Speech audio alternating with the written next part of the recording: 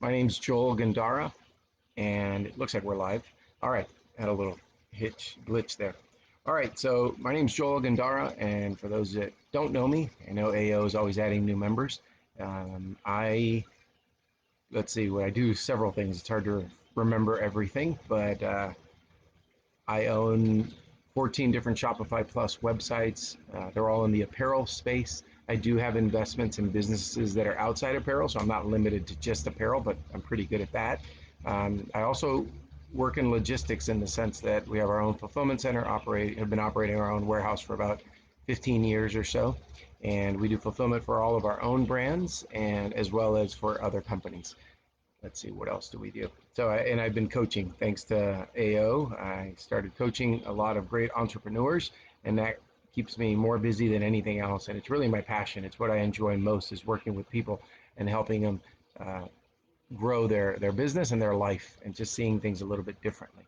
So we have, and if we're going to answer some questions here, but if you stick with me till the end, I want to share something that's been popping up in my mind, and I think this is a good place to try to reach as many people. I know most of you watch this later, so it's kind of a timely thing that I'm seeing right now, kind of as a trend a little bit, but this will be good advice or good experience share at any time that you listen to this. All right, let's get to questions. First question is from Atlee Watkins. What is the best way to scale a personal brand / coaching business? I have a business consultancy. I teach entrepreneurs to leverage digital marketing to grow their businesses. I feel like I have a strong personal brand, and I eventually want to do public speaking and write a book. Now I am doing one-on-one coaching and teaching webinars, but I worry about tying myself to the business and exchanging time for money. How do I turn this into an agency that helps startups develop and implement marketing strategy? How does my audience still get me without me? Well, a book that I've recommended twice this week, Ashley, is Who, Not How. This isn't about what buttons do I need to push and how do I do all this work. It's who's already doing this, who could help me with it. And by the way, you don't even have to speak to that person. You could just copy their model. If you see somebody in a similar situation, they're coaching, but they're not doing this one-on-one, which is very time consuming. So I get it. I totally understand what you're saying. I've been through this because when I started coaching, I got a lot of demand and I took it all. And at one point I got up to 13 clients, and some AO and some from outside AO, and it became overwhelming. So I had to scale that down, not renew people and things like that. So I get it. Time is our most valuable resource. At least to me, it definitely is. I see it sounds like it is to you too. So I was interviewed on a podcast a month or two ago by a gentleman who has a business maybe similar to yours. He talks to people who own marketing agencies. And after the interview, him and I spoke a little off camera, and he said that that he was doing one-on-one coaching. It was extremely time-consuming. It wasn't making nearly as much as the potential if he did it a different way. And he did the different way, and he's crushing it. He has groups, right? He'll form multiple forums. I think these people are paying like $30,000 a year, and they're in these forums with him. They have access to him, but a lot of it is, first of all, in a group, so it is taking his time. It is live when he's with them, but he'll start them off for an hour or two, and then that group takes off for the next few hours on their own, and that's pretty good, right? If you can get, I don't know, 10 of those at 30,000 each, you're making 300,000 a year, but you're not, it's part-time hours. So there's one way. Another one is like a video series that people kind of funnel through, and you record that and you're earning off of it in perpetuity. That's another way of doing this. So I hope that helps. Really, the best answer there is to look and see what other people are doing and find a model that you like and copy it, and then tweak it to your needs and your desires and your market. But there's no reason to reinvent this. Somebody's doing what you want to do. Just go copy it. They've done all the research. They figured it all out. And why not start at a better position than you trying to figure it out? In the meantime, one-on-one's okay, right? I mean, it's income. You're learning. You're getting exposure to the market. The market's getting exposure to you. And then you'll build on that. So good. I'm glad you're having this situation, because this is a lot better than you trying to say, how do I get my first client? You've already solved that problem. So you're on to bigger and better problems. Next question is from Nancy Lopez. And that question is, what business, sales, branding, etc. preparation do I need for my business before I start trying to sell my product to wholesalers? I make jewelry. I want to sell it online and through other boutiques. What do I need to have ready before I start contacting them? So the world has changed a lot over the last 10 years, and obviously COVID has sped that up even more. But if you want to get in front of stores, then the way it used to be was going to trade shows, right? Seeing the people eye to eye, showing them your products, getting purchase orders on the spot, and really learning the business. That's how I learned the business 20 years ago when I started doing trade shows. I knew nothing, by the way. I went in with very little preparation. I had, I don't know, price sheets, order forms, sample products, and that was about it. And I went and just figured it out. Again, like I answered the previous question of the previous person, find who's doing it in a way that you like and copy that. And then tweak it again to your thing. Obviously, you're going to have your own flavor to the order form, to the price sheet, and all that sort of thing. Have business cards. So, so that that's my recommendation. You don't have to know everything now, but you could cheat by copying. This is one of the reasons that I disagree with so much about the academic system. There's no cheating allowed. There's no you're not allowed to look at someone's paper. You're not allowed to let anyone do the work for you and then you supervise it and oversee it. I think that's the wrong approach. In real life, you can cheat all day. You copy everything, not someone's brand name and not someone's trademark protected intellectual property, of course, but why not find a system that works and just go with it? I dropped out, but I had started a master's program in marketing, and I got as far as one semester. I did two classes, I got two A's, but I am proud to say that I hired people on Upwork to do my papers. I hired them to do my research. I hired people all over the world to help me with that. I got two A's. I learned, I oversaw them, I supervised them. I was running the show, not them. They weren't turning in the projects. I was proofreading, I was editing, I was making changes. That's how a leader works. I don't think a leader has to put their head down and do all of the work, especially the menial tasks of researching little things. Now, if you're busy and you've got bigger things going on. If you don't have anything going on, yeah, do all the work and learn as much as you can. But that's my recommendation. I hope that helps, and good luck on getting into that. All right. The next question is also from Nancy Lopez. Do I have to choose to sell my products only online direct to consumer, or can I wholesale as well? And what should I look out for when doing so? Let's see if the description here is the same. I make jewelry. I'm struggling with who my ideal customer is. I want to sell direct online, but I would also like to sell through wholesalers who then sell to their customers, like a retail boutique. What should I take into consideration if I plan to do both? I 100% believe you should do both for two reasons. So I do both. In my businesses, we wholesale. It's not a big business for us now. It used to be millions. Now it's maybe 500,000 a year in wholesale. So that's come down for multiple reasons. One, we've bought a lot of our customers' websites. So we are the retailer now, direct to consumer. The other one is because people are going direct to buy things, right? If they buy something and they take it home and they see the tag, they go, oh, I like this brand. They're not going to Google the name of the store they bought it from. That's irrelevant. There's a million of those, but there's only one you. So we make sure that we brand our clothing with the website in the tag, in the care label, on the hang tag in the product, in the bag, everywhere. Our website is everywhere because we want that to be what the people remember and look for when they're looking for us. Otherwise, they'll just go buy it again from a wholesaler. So good thing is about a wholesaler, they'll buy in bulk. So you can knock out 1,000 pieces, 500 pieces, 10 pieces, whatever it is. It's not the one by one. It's a lot at a time. Also, they grow the market for you. When they send an email to their 100,000 customers and say, we're introducing a new brand, you just got instant exposure. It would have taken you years to get that. So a wholesaler will help you build your business. It's the reason that the people who I coach who are wholesaling, I immediately tell them, start focusing on direct to consumer because you're building someone else's brand. I mean, if they're retailers that are buying wholesale from someone else, you need to go develop your own brand and go direct to the consumer with your brand. So there's the other side. Wholesale helps you big orders, expose your brand by selling it, your brand wholesale to other stores. But then there's one downside there. Wholesale, normally you're going to give about a 50 to 60% off discount from the retail price. If you don't do that, nobody's going to buy. I mean, if you're giving 20 to 30 to 40% off retail, that's not enough margin for a boutique to buy your brand. So you're going to get half the money, right? And they're going to pay you later because most of them won't pay up front. If they're a good sized business, they're not going to pay you in advance. They'll probably tell you, we want net 30. So we want 30 days to pay you for your products. And that's not good. Sometimes they take 60 days. I've had some take 90. I've had to send some to collections. So those are all the downsides about wholesale. Direct to consumer, the downside is you're going to be doing onesies, right? An order of one, an order of two, all the customer service questions, right? Those are the downsides. But the upside is you get paid up front.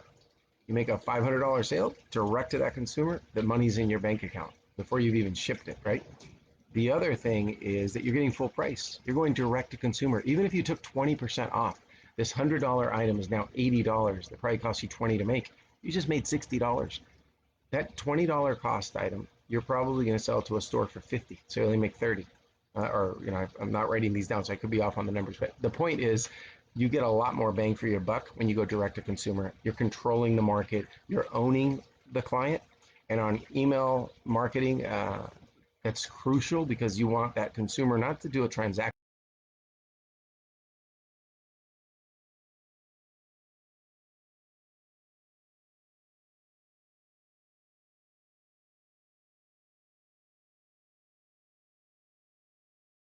from you one time, but the next time that store is telling them, hey, look at this other brand and look at it. So you lose control. You want to own that customer, so you could do that. Another way is to text them.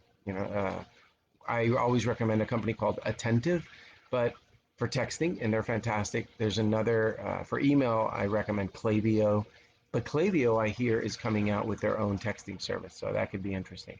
As well as I believe maybe Shopify has that, or they're going to be coming out with it. So a lot of options, but the key is own the customer, own their email, own their cell phone number, and get them to opt into marketing by giving them a discount one time, and that way you really can keep selling to them. All right, hope that helped. Next question is from Morgan Katz. What strategies do you use to build your network? I work with companies to help them maintain their season tickets to concert venues, sports teams, etc. I am very active on LinkedIn and in-person networking events prior to COVID, but looking for new options to add in. I'm looking for ways you use networking groups or associations to develop more relationships or get even more buy-in with large customers. So, Morgan, everything always sounds cliche, at least with me it does, because that stuff works.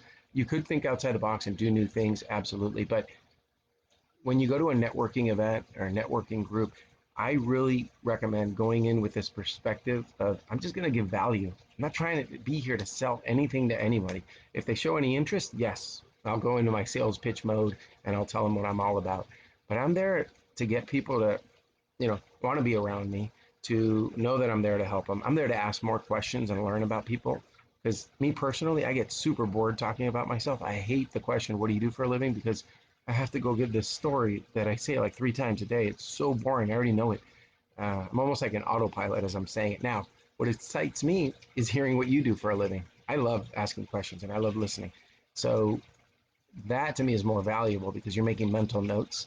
Let's say you're at an in-person event as they're starting to come back now, at least where we live. But you should be just recording in your head everything that people are telling you. Those are great notes to have because I don't have a friend whose birthday I know or has been told to me who isn't in my calendar. If they haven't told it to me, then it's not in there. But I don't have an intake form for friends or network events or anything like that. But if we're in a conversation and you tell me, oh, in March for my birthday, I say, what day in March is your birthday?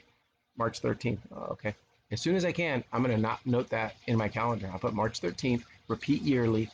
It's Morgan Katz's birthday, for example. I know that's probably not your birthday, but I record these things. These are things that if you're in this for the long haul and you're in a long sales cycle type business, then These things are valuable because when you send that text message to the person who's not even a customer, or they are a customer, or whatever, you just stay top of mind, and they always go, wow, look at, it's this girl, and I see her LinkedIn posts, and I see her on Facebook, and she sends me a text every year. She sent me a text or emailed me an article about my industry. How nice of her. And then the next time they think movie tickets, I'm sorry, not movie ticket, concert tickets, or the type of events that you put together, sporting events, they'll think of you, right? Especially if they're also in your campaigns and they're getting those regular emails every week for events that are coming up or whatever it is, or keeping them excited and on the hook. That's my recommendation. It's always about building relationships and staying top of mind, and less selling and more listening to use it to sell. Right? It's not you're not just a sponge taking it all in and never going to use that information. You're only absorbing it because you want to give them value with the things that you sell. So I hope that helps. Hopefully it gives you a slightly different perspective. Amira Omar. Question. It's a long one. With e-commerce sales on the rise comes the rise of more unauthorized sellers. Over the last 3 years, I've been gathering evidence from different unauthorized sellers, some of which were customers of mine at one point, but have been buying our products from other sources. I have lawyers. However, after doing some research, I found law firms that specialize in e-commerce law. Is that an avenue I should explore? My lawyers are good, but I'm not sure how they are with the e-commerce world. I've done the cease and desist, but haven't actually filed a lawsuit yet, but I plan on bringing this ring down. Is it beneficial to hire someone who knows internet law better than a basic lawyer?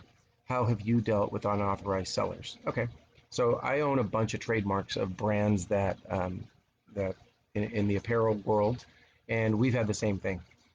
What's tough for us, what's tough for us is that these are on Alibaba, and we've spoken to Alibaba, and they just say, go to court in China, good luck. And we know we're not gonna, that's tough. You're gonna have to spend a lot of money to do that. I'll give you an odd experience here. There was a company, so I own underwear, swimwear, athletic apparel brands, and there was a company that looked totally legit out of China, but they finally did a good job. The Chinese are fantastic at manufacturing, but the American marketing side, they haven't gotten that down. You'll see the names of the products are cheesy, the pictures don't look good, but this one site did it. Like, the name of the URL was good, the names of the products, they had all the top American brands. And I thought they were legit until I found one of my brands that I own on there, and I go, they're not legit. This is all fake. They're making fake stuff, but they copied us perfectly. And so what I did was, and I figured, what can I do against these people? I made a big purchase, like $1,000, and then I did a chargeback because I told the credit card company, these are all fake. They said, how do you know? And I gave them my trademarks, and I said, look, because I own the brands. These are fake, I'm telling you. They gave me my 1,000 or 2,000, whatever. I think I did a bunch of orders and knocked them for a few $1,000s. Cost me nothing, and I took a bunch of their products and then I destroyed them. So that's something I did. But then something occurred to me. This is like 10, 12 years ago. I saw that Calvin Klein was on that. And I knew if they're copying me, my no-name brands compared to Calvin Klein, then these are not real Calvin Klein, right? Who's going to go through the trouble of copying my brands and then they're selling legit Calvin Klein? No. So I called Calvin Klein's trademark attorney in New York, and I showed him the website. I talked to him about it. Then I sent them the links, everything. And guess what happened about a month later when I went to visit that site to see what was going on? It said this site has been taken down and is now the property of Calvin Klein. So that was awesome. They spent their $250,000, $500,000 to do that. I didn't spend a penny, and it solved my problem. So that's one approach, one example that I have that I thought was pretty cool, because I hit them for a few $1,000 and then they got hit hard and taken away. So, and that's because Calvin Klein has a massive presence in China with manufacturing and attorneys there and all that, so they were able to do it really quickly. For folks like you and I who don't have all of those resources, some of the things here's what I'm seeing though. In your thing, you said you've been compiling data for 3 years. My fear is, why haven't you taken action over those 3 years? So I always have questions. When I read your guys' questions, I end up with way more questions. So 3 years of compiling data. So they're just selling all this time and ruining your brand. And here's the other assumption. You don't say it here, but do you own this brand? Do you have a worldwide trademark? Have you trademarked it in all, Europe, China, South America, North America? Have you done all of that? So that's kind of not clear here. When you say they're unauthorized, are you just one agent buying from a company and selling it, but you know there's these other unauthorized ones, that's a whole different ballgame. That's not so much your responsibility, that's the responsibility of the brand owner. So, not sure that. As far as internet lawyer, I have websites. I've never hired an internet lawyer. I have a fantastic lawyer that I really like, and that's hard to say because I don't really like lawyers. Actually, I don't like them. I deal with them. That's as close as I'll get to liking a lawyer. And you know, they've done cease and desist. They've helped us with a lot of litigation and different things as it's come up, and we've never had to go to court for anything. So I think that's a win, and I hope that helps.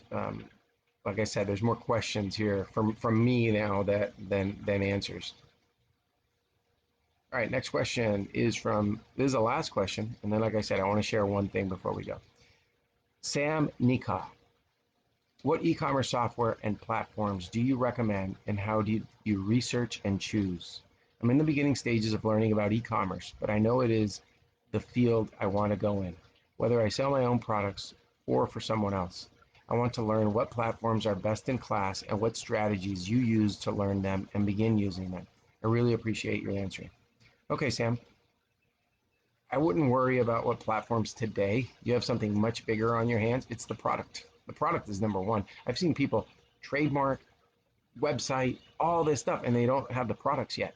Get the products. That's number one. The rest will come.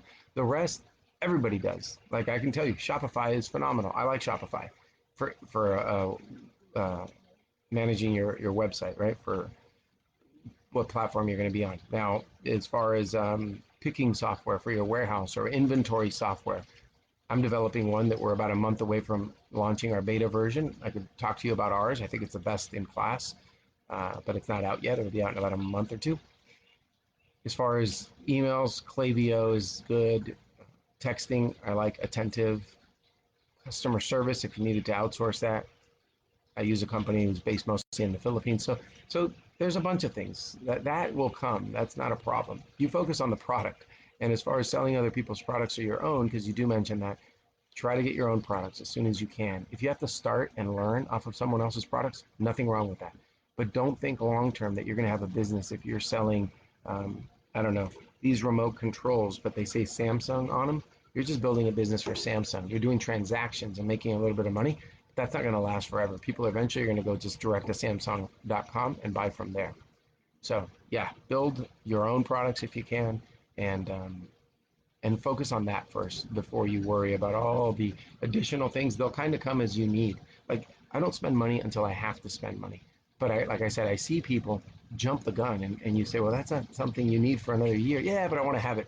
Yeah, but it costs you $5,000. Wouldn't you rather use those $5,000 to do more R&D on products and get the real thing? Because otherwise, you're just going to skim through that and then jump into the business, and then you weren't really prepared.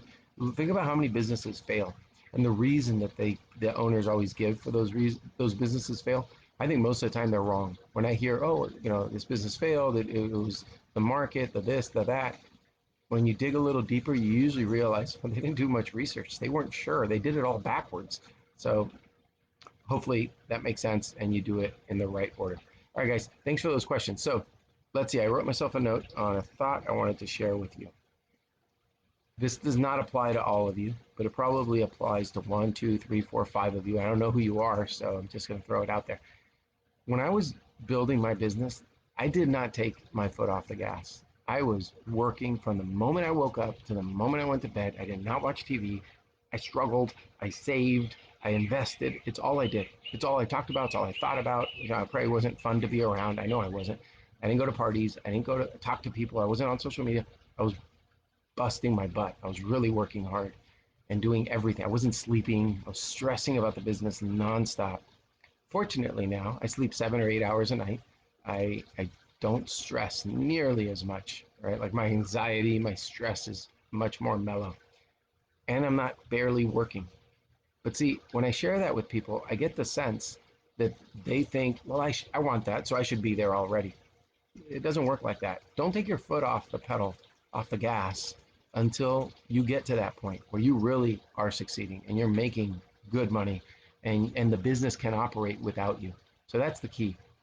The business, if you're early on, or you're not there yet, you're not structured, you're not organized, you're not in control of your numbers, you're not in control of the processes, do not take your foot off the gas and do not take your eye off the shop, right? You've got to be there. You've got to catch all these problems. Over time, yes. And that's what I like when people are getting to that point, helping them now start letting go responsibilities so that they can oversee someone with a weekly catch up call, right? And that's enough. But if you're not there yet, don't force it. This comes when the time is right. Now, some people go too far with their foot all the way down themselves personally and they're burning themselves out for 20, 30 years. That's a problem too. So try to find that happy medium when it's time to let go and take your foot off the gas. All right, guys, I hope some of those things were useful. Thanks for joining me, and I hope you have a great and productive day.